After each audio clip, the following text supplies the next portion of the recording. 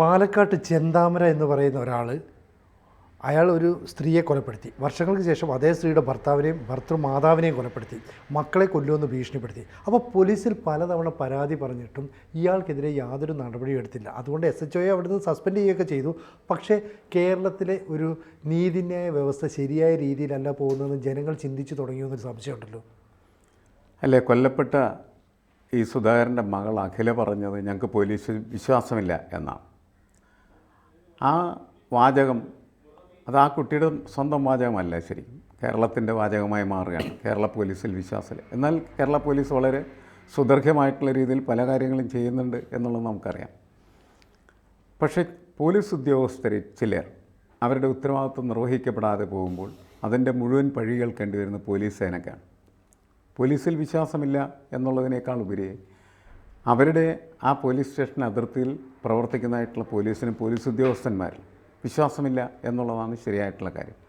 പോലീസിന് മുഴുവനുമായിട്ട് നമ്മളത് കുറ്റപ്പെടുത്തുന്നതിൽ കഥയില്ല. പക്ഷേ നമുക്കങ്ങനെ കുറ്റപ്പെടുത്താനേ കഴിയൂ. കാരണം നമ്മൾ അതിനെ ഒരു സിസ്റ്റമായി, ഒരു സംവിധാനമായി കാണുകയും ആ സിസ്റ്റം ശരിയായ രീതിയിൽ പ്രവർത്തിക്കുന്നില്ല എന്ന് നമ്മൾ മനസ്സിലാക്കുകയും ചെയ്യും.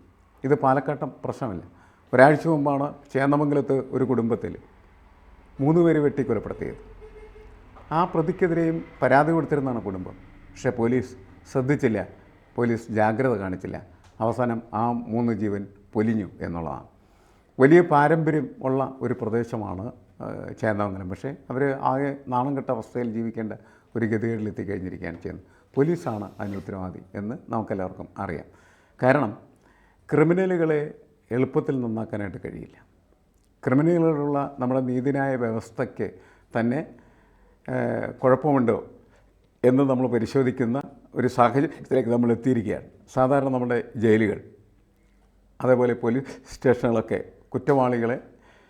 കുറ്റവാളികൾ എന്ന നിലയ്ക്ക് കാണുകയും അവരുടെ കുറ്റവാസനകളിൽ നിന്ന് അവരെ പിന്തിരിപ്പിച്ച് സമൂഹത്തിൻ്റെ മുഖ്യധാരയിലേക്ക് കൊണ്ടുവരാൻ പരിശ്രമിക്കുകയും ചെയ്യുന്നൊരു സംവിധാനമാണ് എന്നാണ് നമ്മളുടെ വിശ്വാസം. അതുകൊണ്ടാണ് ഈ കൊലപാതകികളെല്ലാം പിടിച്ച് ജയിലിലിടുകയും മാനസാന്തരം വരുന്നതിൻ്റെ അടിസ്ഥാനത്തിൽ ജീവപര്യന്തത്തിനൊക്കെ ശിക്ഷിച്ച് ആളുകളെ കുറേ കഴിയുമ്പോൾ അവർ പുറത്തു വരികയൊക്കെ ചെയ്യുന്നു. പക്ഷേ നമ്മളിപ്പോൾ നമ്മുടെ അനുഭവത്തിന് മനസ്സിലാക്കുന്നതാണ് ഇവർക്കൊരിക്കലും മാനസാന്തരം ഉണ്ടാവില്ല എന്നാണ്. ചെന്താമര ഇപ്പോൾ പ്രഖ്യാപിച്ചിരിക്കുന്നത് എന്നാണ്, 5 പേരെ കൊല്ലാനാണ് ഞാൻ തീരുമാനിച്ചിരിക്കുന്നത്. അതിൽ 3 എണ്ണത്തിനെ എനിക്ക് കൊല്ലാൻ കഴിഞ്ഞിട്ടുള്ളത്, 2 എണ്ണത്തിനെയും കൂടി കൊല്ലും. 2 എണ്ണത്തിനെയും കൂടി കൊല്ലും എന്ന് പറഞ്ഞാൽ ആരാണ് കൊല്ലാൻ പോകുന്നത്?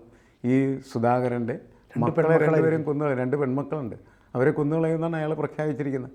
ഇയാൾക്ക് ജീവനുണ്ടാവുകയും ഇയാൾ ജീവനോടുകൂടി ജയിലിൽ നിന്ന് ഏതെങ്കിലും ദിവസം പുറത്തിറങ്ങിയാൽ അയാൾ നടത്താനായിട്ട് സാധ്യതയുണ്ട്. കാരണം അയാൾ ഒരു സൈക്കിക് പേഷ്യൻ്റ് കൂടിയാണ് എന്നാണ് നമ്മൾ മനസ്സിലാക്കേണ്ടത്. കാരണം ഇയാൾ ഒരു അന്ധവിശ്വാസിയായിരുന്നു എന്നാണ് പറയുന്നത്. ഇയാളുടെ കുടുംബം തകർന്നു കഴിഞ്ഞപ്പോൾ അതിനുള്ള കാരണം എന്ന് പറയുന്നത് ഒരു മുടിയുള്ള സ്ത്രീയുടെ ഇടപെടലാണ് എന്ന് ഏതൊരു ജ്യോത്സ്യൻ ഇയാളോട് പറയുകയും ഇയാൾ ആ ജ്യോത്സ്യൻ പറഞ്ഞ വാക്കുകൾ വിഴുങ്ങുകയും അങ്ങനെ മുടിയുള്ള സ്ത്രീകളെ അന്വേഷിച്ച് നടന്നാണ് ഈ സുധാകരൻ്റെ ഭാര്യ. അവർക്ക് ആ പ്രദേശത്ത് ഏറ്റവും കൂടുതൽ മുടിയുള്ള ഒരു സ്ത്രീ അവരായിരുന്നു എന്ന് പറഞ്ഞു. അവരെ കൊന്നത് അതായിരുന്നു അയാളുടെ കാരണം.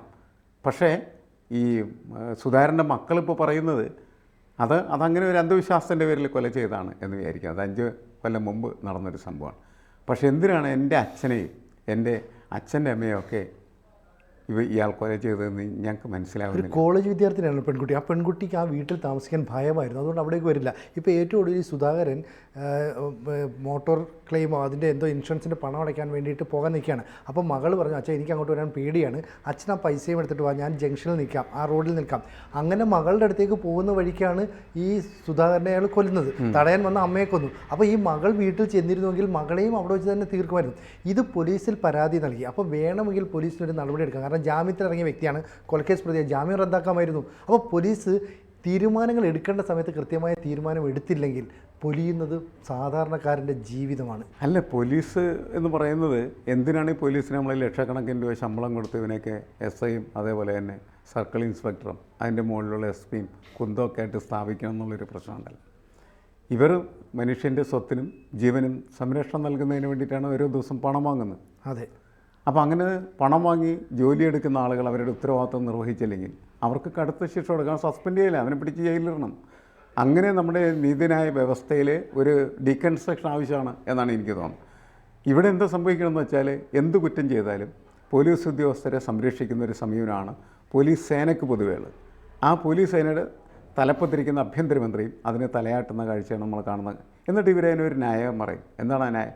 പോലീസിനെതിരെ ശിക്ഷാ നടപടികൾ നടപ്പാക്കിയാൽ പോലീസ് സേനയുടെ മനക്കരുത്ത് ചോരും എന്നാണ് പറയുന്നത്. അടി കൊടുക്കാൻ ആളില്ലാണ്ടാണ്. ഇവൻ്റെ മനക്കരുത്ത് സംരക്ഷിക്കലല്ല നമ്മളുടെ ജോലി, സമൂഹത്തിൻ്റെ ജോലി. സമൂഹത്തിൻ്റെ ജീവനും അതുപോലെ സ്വത്തിനും സംരക്ഷണം ഉണ്ടാവുക, സ്വസ്ഥവും സ്വതന്ത്രമായിട്ടുള്ള രീതിയിൽ നമ്മുടെ ഈ ഭൂമുഖത്ത് ജീവിക്കാനായിട്ടുള്ള അവസരം, അതിനാണല്ലോ ഭരണഘടന ഉണ്ടാക്കിയത്. ആ ഭരണഘടനയുടെ ഭാഗമായിട്ടാണ് ഇവനൊക്കെ പോലീസായിട്ട് കാക്കിയിട്ട് ഇങ്ങനെ ചവിട്ടി നടക്കുന്നത്. അപ്പോൾ അവൻ തിന്നുന്ന ചോറ് എന്ന് പറഞ്ഞാൽ നമ്മുടെ ചോറാണ് തിന്നുന്നത്. എന്നിട്ട് നമ്മളെ കൊലക്കൊടുക്കാൻ വേണ്ടിയിട്ട് കൂട്ടുകേൾക്കുക. ഇപ്പോൾ ഇവിടെ കോടതിയും മോശമല്ല. കോടതി എന്തിനാണ് ഇയാൾക്ക് ജാമ്യം വെച്ചതെന്ന് നമുക്ക് മനസ്സിലാവില്ല. അപ്പോൾ കോടതി ആയാലും പോലീസായി കഴിഞ്ഞാലും ജനങ്ങളെ സംബന്ധിച്ചിടത്തോളം വലിയ തരത്തിൽ പ്രതികൂലമായിട്ടുള്ള ക്രിമിനൽ വൽക്കരിക്കപ്പെട്ട സമൂഹത്തിനൊപ്പം നിൽക്കുന്ന സംവിധാനം ഇവിടെ മാറുകയാണ് ചെയ്യുന്നത്. സ്വന്തം വീട്ടിലേക്ക് കയറരുതെന്ന് ഈ ജാമ്യ ഉത്തരവിൽ പറഞ്ഞിരുന്നു കോടതി. പക്ഷേ എന്നിട്ടും ഇയാൾ വീണ്ടും അപേക്ഷ കൊടുത്തിട്ട് എനിക്ക് ആ വീട്ടിൽ കഴിയണമെന്ന് പറയുന്നത്. അപ്പോൾ ഇയാളൊരു ക്രിമിനൽ മൈൻഡുള്ള ആളാണെങ്കിൽ ഒരു കാരണവശാലും അത് ചെയ്യരുതായിരുന്നു. കാരണം സമീപവാസികൾ പരാതി കൊടുക്കുന്നു, സുധാകരൻ്റെ മകളും പരാതി കൊടുക്കുന്നു, അമ്മയ്ക്ക് വിഷമമുണ്ട്. അപ്പോൾ അങ്ങനെയുള്ളവരിടത്ത് ഇയാൾ എത്രയോ കാലമായിട്ട് അവിടെ കാത്തിരിക്കുകയാണ്. ഇയാൾ പറയുന്നത് ഈ വീട്ടിൽ ആരെങ്കിലും വരികയാണെങ്കിൽ രാത്രിയിൽ ഉൾപ്പെടെ ഇയാൾ അവിടെ നിന്ന് നിരീക്ഷിക്കുന്നു. 2 ദിവസം പോലീസ് എന്ത് ചെയ്യുന്നു, നിരീക്ഷിച്ചതിന് ശേഷമാണ് ഇയാൾ ഈ ആക്രമണത്തിന് പുറപ്പെടുന്നത്. മാത്രമല്ല ഇവരെ കൊന്നതിന് ശേഷം ഇയാൾ ഒരു കാട്ടിലേക്ക് ഒളിച്ചു പോകുന്നു. 150-ലധികം പോലീസുകാരും നാട്ടുകാരും വിചാരിച്ചിട്ട് ഇയാളെ കണ്ടെത്താൻ കഴിയുന്നില്ല. ഒടുവിൽ ഇയാൾക്ക് വിശപ്പ് സഹിക്കാൻ കഴിയാതെ ഭക്ഷണം കഴിക്കാൻ തിരിച്ചു വരുമ്പോൾ പോലീസിൻ്റെ കയ്യിൽ പെടുകയാണ് ചെയ്യുന്നത്. അപ്പോൾ പോലീസ് സംവിധാനം എത്ര കുറ്റമല്ല. പോലീസ് സംവിധാനം ഇക്കാര്യത്തിൽ തീർച്ചയായിട്ടും അവർ വലിയ പ്രതിസന്ധിയിലേക്കാണ്. കാരണം ജനങ്ങളെല്ലാം ഇവർക്കെതിരാണ്. പോലീസിനെ തല്ലുന്ന സ്ഥിതിയിലേക്ക് ജനങ്ങളെത്തിയതാണ്. യഥാർത്ഥത്തിൽ സംഭവിക്കേണ്ടിയിരുന്നത് ചെന്താമരയെ പോലീസല്ല പിടിക്കേണ്ടിയിരുന്നത്, ജനങ്ങൾ തന്നെ പിടിക്കണമായിരുന്നു. എന്നിട്ട് പേപ്പട്ടിയെ പോലെ തല്ലിക്കൊല്ലണമായിരുന്നു അയാളെ. അതാണ് ശരി. നമ്മളിങ്ങനെ പറയുന്നത് ശരിയല്ല എന്നൊക്കെ ആൾ പറയും. പക്ഷേ ഇതിനൊക്കെ എന്താണ് മറുമരുന്നുള്ളത്? വേറെ ഒന്നും ചെയ്യാനില്ല. കാരണം ഇയാൾ ജീവിച്ചിരുന്നാൽ ആ 2 പെൺകുട്ടികളെ അയാൾ എപ്പോഴെങ്കിലും കൊല്ലും. കാരണം അയാൾ അത്തരത്തിലുള്ളൊരു സൈക്കിക് പേഷ്യൻ്റാണ്. അതിന് മാറ്റാൻ ആർക്കും കഴിയുമെന്ന് എനിക്ക് തോന്നുന്നില്ല. അപ്പോൾ ഇവനെ ജയിലിലടക്കമല്ല ചെയ്യേണ്ടത്, തൂക്കിക്കൊല്ലുകയാണ് ചെയ്യേണ്ടത്. ഇനിയിപ്പോൾ ഇത് കഴിഞ്ഞ് ഇയാളെ പിടിച്ച് പോലീസ് കോടതിയിൽ ഹാജരാക്കും. കോടതിയുടെ ഒരു ഒടുക്കത്തെ വിചാരണ കഴിഞ്ഞിട്ട് ചിലപ്പോൾ ഇത് അത്യാപൂർവമൊന്നും അല്ല എന്നൊക്കെ പറഞ്ഞിട്ട് എന്ത് ചെയ്യും, ഇയാൾക്ക് വല്ല ജീവപര്യന്തൊക്കെ കൊടുത്തു വിടും. ഇവൻ എന്ത് ചെയ്യുമെന്ന് പറഞ്ഞിട്ടുണ്ടെങ്കിൽ കുറച്ച് ആൾ ജയിലിൽ കിടന്ന് തിന്ന് തടിച്ച് കൊടുത്ത് അവിടെ നിന്ന് പരോളോ കിണ്ടിയോ ഒക്കെ സംഘടിപ്പിച്ച് പുറത്തിറങ്ങി ആ 2 പെൺകുട്ടികളെയും കൊല്ലാനുള്ള സാധ്യത വളരെ കൂടുതലാണ്. ഇത്ര എവിഡൻ്റായി, ഇത്ര കൃത്യമായിട്ട് കാര്യങ്ങൾ സംഭവിക്കുമെന്ന് ഉറപ്പുള്ളത് അത് അയാൾ തന്നെ പറയുന്നതാണ്. ഞാൻ ഇനിയും കൊല്ലും 2 എണ്ണത്തിനെ, 5 എണ്ണത്തിനെ കൊല്ലാൻ തീരുമാനിച്ചിരിക്കുകയാണ്, 3 എണ്ണത്തിനെ തീർക്കാനേ പറ്റിയിട്ടുള്ളൂ. അപ്പോൾ ഇവനെ യഥാർത്ഥത്തിൽ ചെയ്യേണ്ടത് ഒന്നിലും ഇവൻ്റെ കൈവെട്ടി കളയുക. കാരണം എന്താണെന്ന് വെച്ച് കഴിഞ്ഞാൽ പിന്നെ അതും കൊണ്ടുള്ള അവൻ്റെ പ്രയോഗങ്ങളൊക്കെ നിന്നുപോയേക്കും. ജീവപര്യന്തം തടവ് കൊടുക്കുന്നതിന് പകരമായിട്ട് ഇവൻ്റെ കൈവെട്ടി കളയുന്നതായിരിക്കുന്നില്ല. അങ്ങനെ എന്തെങ്കിലുമൊക്കെ ചെയ്ത് മാത്രമേ ഇവനെയൊക്കെ ശരിപ്പെടുത്താനായിട്ട് പറ്റുള്ളൂ. അല്ലെങ്കിൽ ബാക്കിയുള്ളവർക്ക് സ്വസ്ഥമായിട്ട് ജീവിക്കാനായിട്ട് കഴിയുള്ളൂ എന്നുള്ള ഒരു പ്രധാനപ്പെട്ട പ്രശ്നം നമ്മളുടെ മുന്നിൽ വരുന്നുണ്ട്. ആ നിയമവ്യവസ്ഥയുടെ മുന്നിൽ വരുന്ന നിയമം നോക്കുകുത്തിയെന്നിട്ട് എന്ത് കാര്യം? ഈ ചെന്താമരെ പോലെയുള്ളവർക്ക് കഠിനമായ ശിക്ഷ നൽകിയില്ലെങ്കിൽ ഇനിയും ഇത്തരത്തിൽ മെൻറ്റാലിറ്റി ഉള്ള ആളുകൾക്ക് അറിയാം ഇതൊക്കെ ചെയ്താൽ ഇത്രേ സംഭവിക്കുകയുള്ളൂ അല്ലേ. ഇവനെ പോലെ ഒരാൾക്ക് ക്രൂരമായൊരു ശിക്ഷ നൽകിയില്ല, ഇവനെ വീണ്ടും ജയിലിൽ വെച്ച് പോറ്റുകയാണെങ്കിൽ ജനങ്ങൾക്ക് എന്ത് സുരക്ഷിതത്വമുള്ളത്? കാരണം ഇതുപോലെ കുറ്റം ചെയ്താലും അറിയാം കുറച്ച് നാൾ 2 ഇടിയൊക്കെ കിട്ടുമായിരിക്കും, പിന്നെ ജയിലിൽ കിടക്കാം, ഭക്ഷണമൊക്കെ കഴിക്കാം, സുഖമല്ലേ? അതെ, അവരങ്ങനെ കണക്കാക്കുന്നുള്ളൂ. ഇതൊരു ചെറിയ ഒരു പ്രശ്നം മാത്രമായിട്ട് കണക്കാക്കുന്നുള്ളൂ. കാരണം അയാളുടെ ക്രിമിനൽ മൈൻഡ് അങ്ങനെ വർക്ക് ചെയ്യണം. അയാൾക്ക് യാതൊരു ഭാവഭേദവും ഇല്ല എന്നാണ് പത്രത്തിൽ നമ്മൾ വായിച്ച് മനസ്സിലാക്കുന്നത്. മാത്രമല്ല ടെലിവിഷൻ അയാളെ കാണുമ്പോൾ നമുക്കൊന്നും തോന്നില്ല. അവൻ വളരെ എന്തോ നിസ്സാരമായ ഒരു കാര്യം ചെയ്തിരിക്കുക. എലിക്കുഞ്ഞിനെ പോലെ 2 ആളുകളെ അയാൾ എന്ത് ചെയ്ത് വെട്ടി നുറുക്കി, അത്രയേ ഉള്ളൂ. അതിൽ കൂടുതലൊരു ഭാവം അയാൾക്കില്ല എന്നുള്ളതാണ്. അപ്പം അതുകൊണ്ട് അയാൾ പറഞ്ഞ ആ കാര്യം അയാൾ തീർച്ചയായിട്ടും നടപ്പിലാക്കും എന്ന് കരുതിയെങ്കിലും ആയിരിക്കണം കോടതി ഇയാളെ കോടതിയിൽ ഹാജരാക്കുന്ന സമയത്ത് അയാളെ പരിഗണിക്കേണ്ടത്.